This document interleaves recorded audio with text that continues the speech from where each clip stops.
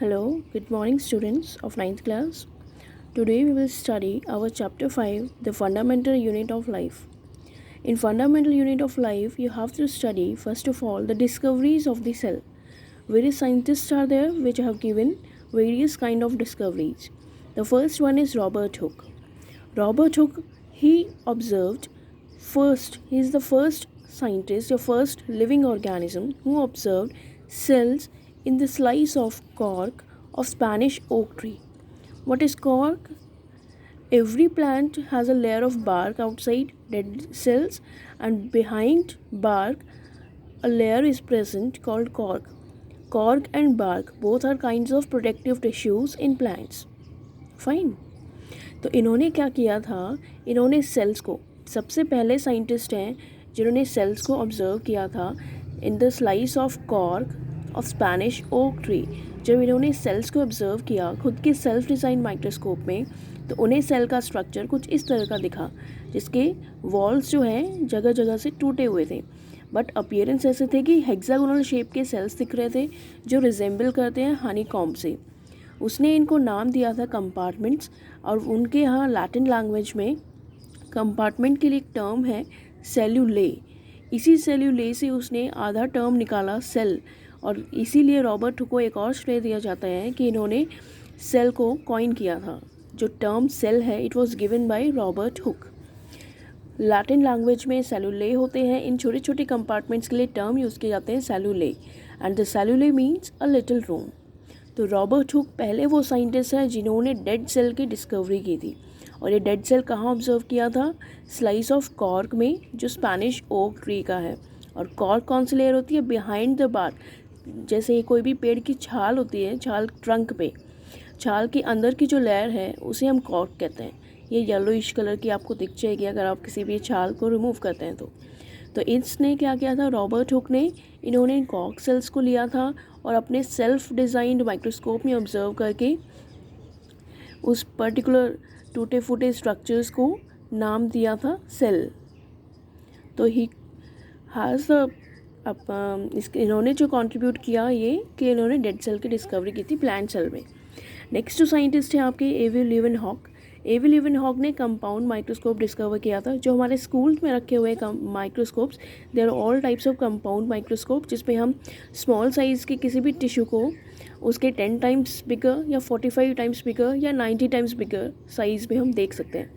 Leeuwenhoek वो सबसे पहले साइंटिस्ट थे जिन्होंने एक लिविंग सेल की डिस्कवरी की थी, और लिविंग सेल जो उन्होंने ऑब्जर्व किया था that was a sperm cell. Fine. Next was the Robert Brown. Robert Brown ने डिस्कवर किया था nucleus as dark stained body.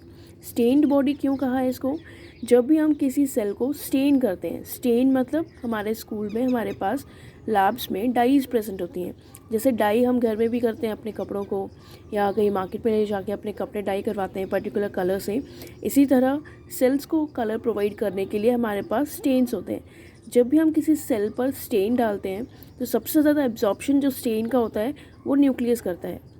तो रॉबर्ट ब्राउन ने जब ऐसी गलती से किसी सेल के ऊपर डाई गिर गई थी, उसने जब अपने माइक्रोस्कोप में ऑब्जर्व किया तो उस पर्टिकुलर स्ट्रक्चर सबसे ज़्यादा जिसने स्टेन एब्जॉर्ब किया था उसको इन्होंने नाम दिया था न्यूक्लियस. ओके, तो nucleus was discovered by Robert brown. Next है पुरकिंजे. पुरकिंजे इन्होंने दिया था प्रोटोप्लाज्म. जितना भी लिविंग कंटेंट या जेली लाइक सब्सटेंस मेम्ब्रेन के या आउटरमोस्ट कवरिंग को हम कहते हैं मेम्ब्रेन, और ये एक सेल का स्ट्रक्चर है, टिपिकल सेल का स्ट्रक्चर, जिसमें न्यूक्लियस दिख रहा है आपको, एक मेम्ब्रेन दिख रही है, और जेली लाइक सब्सटेंस यहाँ प्रेजेंट होता है. इस जेली लाइक सब्सटेंस को हम कहते हैं साइटोप्लाज्म. वो जेली लाइक सब्सटेंस जो मेम्ब्रेन और न्यूक्लियस के बीच में प्रेजेंट होता है उसे हम कहते हैं साइटोप्लाज्म. और जो डार्क स्टेन बॉडी है it is known as nucleus. Membrane के अंदर जितना भी टोटल लिक्विड कंटेंट है उसे हम कहते हैं प्रोटोप्लाज्म.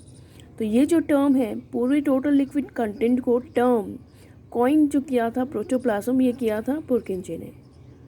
ठीक है, तो cytoplasm plus nucleus is known as protoplasm.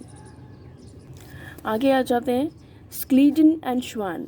Schleiden जो एक बॉटनिस्ट थे, बॉटनिस्ट वो होते हैं जो प्लांट्स की स्टडी करते हैं. श्वान जो जूलॉजिस्ट थे, जूलॉजिस्ट वो होते हैं जो एनिमल्स की स्टडी करते हैं. इन दोनों ने मिलकर सेल थ्योरी दी थी. सेल थ्योरी ये कहती है कि किसी भी लिविंग ऑर्गेनिज्म की स्ट्रक्चरल या फंक्शनल यूनिट सेल होता है।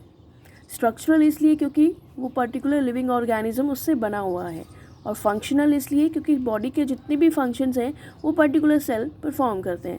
इसलिए स्ट्रक्चरल और फंक्शनल यूनिट ऑफ लाइफ कहने वाले ये दोनों साइंटिस्ट थे।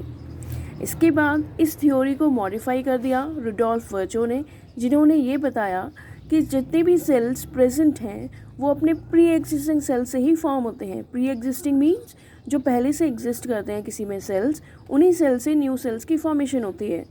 ये बताया था रुडोल्फ वर्चो ने। लेकिन जब भी हमसे सेल थ्योरी पूछी जाती है तो हम ये दोनों स्टेटमेंट्स देते हैं, structural and functional unit of life cell को, और दूसरा जो स्टेटमेंट देते हैं all cells arise from pre existing cells. Next जो डिस्कवरी है Knoll and Ruska. Knoll and Ruska ने डिस्कवर किया था या इन्वेंट किया था इलेक्ट्रॉन माइक्रोस्कोप। इलेक्ट्रॉन माइक्रोस्कोप बहुत ही एडवांस्ड माइक्रोस्कोप है जो हमें कॉलेजेस में मिलता है। इस इलेक्ट्रॉन माइक्रोस्कोप में इलेक्ट्रिसिटी का इस्तेमाल होता है स्टडी करने के लिए डिफरेंट स्ट्रक्चर्स को, और ये कॉम्प्लेक्स स्ट्रक्चर पढ़ने में हेल्प करते हैं, ऑब्जर्व करने में। Complex structure of the cell मतलब हम सेल के अंदर, सेल की जो मेम्ब्रेन्स होती है उसका भी स्ट्रक्चर स्टडी कर सकते हैं, और सेल के अंदर न्यूक्लियस में के अंदर क्या क्या प्रेजेंट है उन स्ट्रक्चर्स को भी स्टडी कर सकते हैं। तो कॉम्प्लेक्स स्ट्रक्चर पढ़ने के लिए इलेक्ट्रॉन माइक्रोस्कोप। ओके, इसके बाद हम नेक्स्ट टॉपिक पे आ जाते हैं, जिस classification of organisms on the basis of number of cells. Number of cells के बेसिस पे ऑर्गेनिजम्स को हम दो कैटेगरी में डिवाइड करते हैं। एक सेल हो तो यूनिसेलुलर, बहुत सारे सेल्स हों तो मल्टी सेलुलर। सिंगल सेल, अब यूनिसेलुलर के पास केवल एक ही सेल है, तो जितने भी फंक्शन उस सेल को परफॉर्म कर रहे हैं वो सारा सिंगल सेल ही परफॉर्म करता है। लेकिन मल्टी सेलुलर ऑर्गेनिज्म जैसे कि हमारी बॉडी में बहुत सारे तरह के सेल्स हैं, और हर एक सेल के पास डिफरेंट फंक्शंस हैं। क्योंकि इतनी बड़ी बॉडी चलानी है तो एक सेल अगर करेगा वो तो थक जाएगा, तो बहुत सारे सेल्स हमारी बॉडी में प्रेजेंट होते हैं डिफरेंट फंक्शंस को परफॉर्म करने के लिए। इसलिए मल्टी सेलुलर ऑर्गेनिजम्स की एबिलिटी होती है कि उनके पास डिवीजन ऑफ लेबर प्रेजेंट है, इसीलिए उनका लाइफ स्पैन भी ज़्यादा होता है। लाइफ स्पैन क्या, जीवन अवधि। और यूनिसेलुलर ऑर्गेनिजम्स, वहाँ केवल एक ही सिंगल सेल सारे फंक्शंस परफॉर्म करता है, इसीलिए इनकी जो लाइफ स्पैन होती है वो काफ़ी शॉर्ट होती है, मैक्सिमम 1 हफ्ता ये ज़िंदा रहते हैं। कुछ एक्सेप्शंस भी हैं। अगला जो है shape and size of cells. Shape and size of cells किसी भी लिविंग ऑर्गेनिज्म के सेल्स का वेरी करता है या डिफर करता है एक दूसरे से अलग। जैसे कुछ पॉइंट्स हैं यहाँ पर, जैसे यूनिसेलुलर ऑर्गेनिजम्स हैं, कुछ यूनिसेलुलर ऑर्गेनिजम्स को हम उनके शेप के बेसिस पे आइडेंटिफाई कर सकते हैं। जैसे अमीबा है, अमीबा का तो कोई शेप ही नहीं होता, वो इरेगुलर शेप होता है। फिर अगर पैरामीशियम की बात करें तो पैरामीशियम की होती है स्ट्रक्चर शू लाइन जैसी, आपके शू जैसा दिखेगा ये। और एक होता है क्लैमिडोमोनास, ये एक एल्गी है जो एक रेन ड्रॉप की तरह अपीयरेंस शो करता है। नेक्स्ट पॉइंट जो है इसमें कि जितने भी मल्टी सेलुलर ऑर्गेनिजम्स हैं उनके अंदर सेल की शेप डिपेंड करती है उनके फंक्शन या लोकेशन पे। ओके, सबसे इम्पॉर्टेंट पॉइंट है। जैसे मल्टी सेलुलर ऑर्गेनिजम्स के पास जो WBCs होते हैं वो अपनी शेप को चेंज कर लेते हैं, क्योंकि उनको क्या करना होता है, माइक्रो ऑर्गेनिजम्स को इनगल्फ डिस्ट्रॉय करना होता है, इसलिए वो अपनी शेप चेंज करते हैं। और जो प्लांट और एनिमल सेल्स हैं उनकी मैक्सिमम सेल्स जो होते हैं उनका शेप जो है फिक्स होता है। जैसे मीजोफिल सेल्स जहाँ पे क्लोरोप्लास्ट प्रेजेंट होता है ये रेक्टेंगुलर शेप के होते हैं। बोन्स ये स्टिलेट शेप, इस तरह की जो रेडिएटिंग रेज टाइप स्ट्रक्चर मिलेगा आपको वो बोन का मिलेगा। नॉब्ड thread, knob like structure present है और नीचे एक थ्रेड है, ये मिलेंगे आपको स्पर्म में। और मसल्स को मिलकर, बहुत सारे सेल्स को मिलकर के आपको मूवमेंट में और लोकोमोशन में हेल्प करना होता है, इसलिए इनका शेप होता है स्पिंडल शेप, जो आपस में ईजिली एक दूसरे के साथ फंसे हुए रहें और एक साथ मिलकर के फंक्शन परफॉर्म करें।